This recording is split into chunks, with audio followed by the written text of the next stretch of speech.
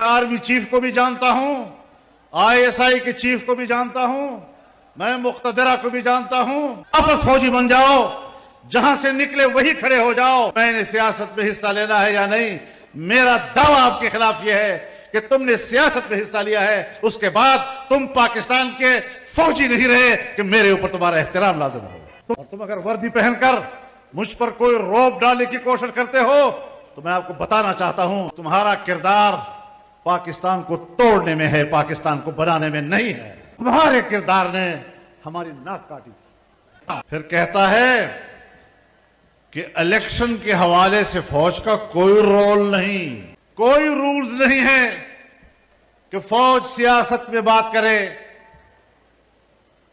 और मैं भी मानता हूं कि आईन और कानून के रू से तुम्हारा कोई रोल नहीं, लेकिन ये सारा रोला ही तेरा है।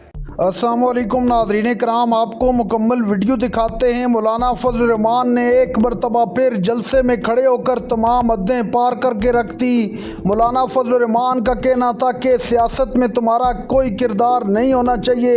जब तुम सियासत में मदाखलत करते हो तो इसका मतलब है कि तुम अपने हलफ की पासदारी नहीं करते।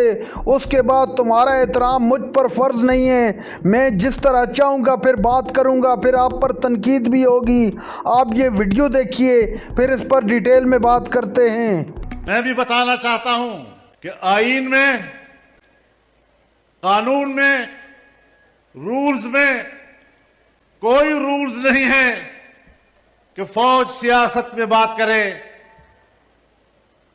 और मैं भी मानता हूं कि आईन और कानून के रू से तुम्हारा कोई रोल नहीं, लेकिन ये सारा रोला ही तेरा है। कहता है फौज पर तनकीद करना ये मुल्क से बगावत है, फौज पर तनकीद करना ये तो मुल्क के खिलाफ बात करनी है। हां, मैं भी जानता हूं कि फौज मेरी रियासत की मुहाफिज है, लेकिन जब आप आईनी आर्टिकल के मुताबिक हल्फ उठाते हो फौज में शामिल होने के वक्त कि मेरा सियासत से कोई ताल्लुक नहीं होगा, मैं सियासत में कोई हिस्सा नहीं लूंगा, फिर जिस वक्त तुम सियासत में हिस्सा लेते हो तो फिर तुम उस वक्त पाकिस्तान के फौजी नहीं रहते। इसलिए मैं तुम पर तनकीद करता हूं। मैं मुल्क में कोई अंधी सियासत नहीं कर रहा। मैं मुल्क के आर्मी चीफ को भी जानता हूं, आईएसआई के चीफ को भी जानता हूं, मैं मुख्तदरा को भी जानता हूं।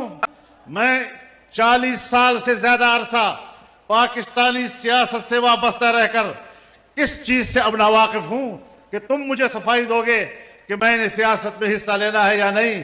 मेरा दावा आपके खिलाफ यह है कि तुमने सियासत में हिस्सा लिया है, उसके बाद तुम पाकिस्तान के फौजी नहीं रहे कि मेरे ऊपर तुम्हारा एहतराम लाजिम हो। हां, वापस फौजी बन जाओ, वापस फौजी बन जाओ, जहां से निकले वही खड़े हो जाओ।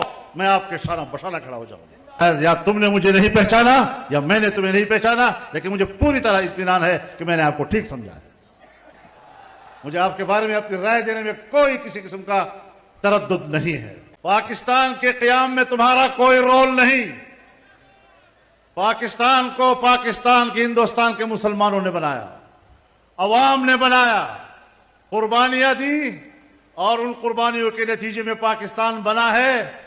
और पाकिस्तान का झंडा तुमने नहीं लहराया, पाकिस्तान का झंडा हमने लहराया है। पाकिस्तान जब बना है तो तुम्हारा किरदार पाकिस्तान को तोड़ने में है, पाकिस्तान को बनाने में नहीं है। सन 1971 में 90,000 से ज्यादा फौजी एक हिंदू के सामने सरनगू हुए।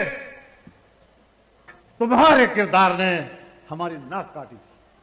तुम्हारे किरदार ने कौम के सिरों पर जिल्लत और रुसवाई का टोकरा रखा था। हम भी आपको जानते हैं और आप भी हमें जानते हैं। और तुम अगर वर्दी पहनकर मुझ पर कोई रौब डालने की कोशिश करते हो तो मैं आपको बताना चाहता हूं कि तुम सारे मिलकर भी मेरे जिस्म पर रूह तक नहीं रेंगती। मामलात को ठीक करो। हम इसलिए आए हैं कि आपको बताएं कि मामलात को ठीक करो। सियासत से दस्तबरदार हो जाओ, अपने पोजीशन पर वापस चले जाओ। और मैं ये भी आज आपकी ताईद से कहना चाहता हूं, आपकी ताईद से कहना चाहता हूं कि आपको कबायली इलाकों से निकलना होगा। ऑपरेशनों के नाम पर हमें अपनी खैरख्वाहियां मत दिखाओ। तुमने 2010 से ऑपरेशन शुरू किए, 14-15 साल हो गए।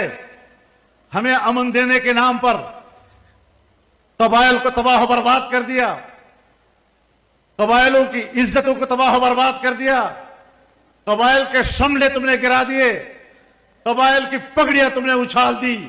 ये तो जमीयत उलमा इस्लाम थी जिसने कबाइल का जरगा बनाकर, कबाइल का नुमाइंदा बनकर अपना मौक़िफ़ दिया था। और हमारा गुनाह यही था कि आपने जब पीपल्स पार्टी की हुकूमत थी 2008 के बाद, आपने कबायली इलाकों में ऑपरेशन का फैसला किया और मैंने कहा कि यह हिकमत अमली ठीक नहीं है। मेरा यही गुनाह था। और अगर मेरी राय गलत थी तो फिर आज तक दहशतगर्दी खत्म क्यों नहीं हुई? फिर आज तक दहशतगर्द क्यों मौजूद हैं? तुमने अफगानिस्तान की सरहद पे बाढ़ लगाया।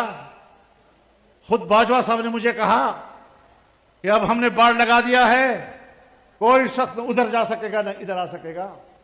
तो 40,000 लोग उधर गए, 20 साल वहां लड़े और फिर तुम्हारे बाढ़ को उड़ा के वापस आ गए। आज फिर मेरी जिंदगी क्यों खतरे में है? अगर आप मेरे वाकई मुहाफिज हैं तो, अगर आप मेरे मुहाफिज हैं तो आज फिर क्यों मैं उस मुश्किल से गुजर रहा हूं? आज मेरे रास्ते फिर गैर महफूज क्यों हैं? आज मेरे गलियां क्यों गैर महफूज हैं?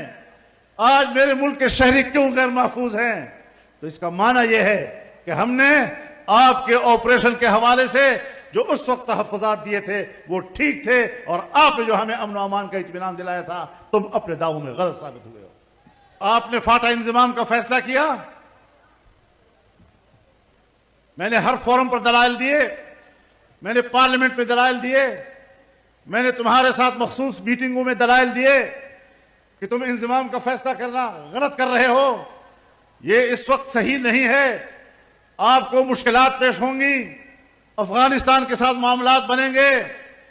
लेकिन हमारी बात नहीं मानी गई और हमारा गुनाह यही था कि हमने एक ऐसी बात आपसे कही जिसको आपने हमारे साथ मीटिंगों में तस्लीम किया, और फिर जब आप मान गए मेरे साथ 4 पॉइंट। नाज़रीन कराम, आपने वीडियो देखी। मौलाना फजल रहमान का एक मरतबा फिर कड़कदार किस्म का खिताब। मौलाना फजल रहमान ने इस्टेब्लिशमेंट को आड़े हाथों ले लिया। मौलाना फजल रहमान का कहना था कि इस तरह ना ही इस मुल्क में जमहूरियत चल सकती है और ना ही कोई हुकूमत चल सकती है। जब तक आपकी मुदाखलत ख़त्म नहीं होगी मुल्क कभी आगे नहीं बढ़ सकेगा।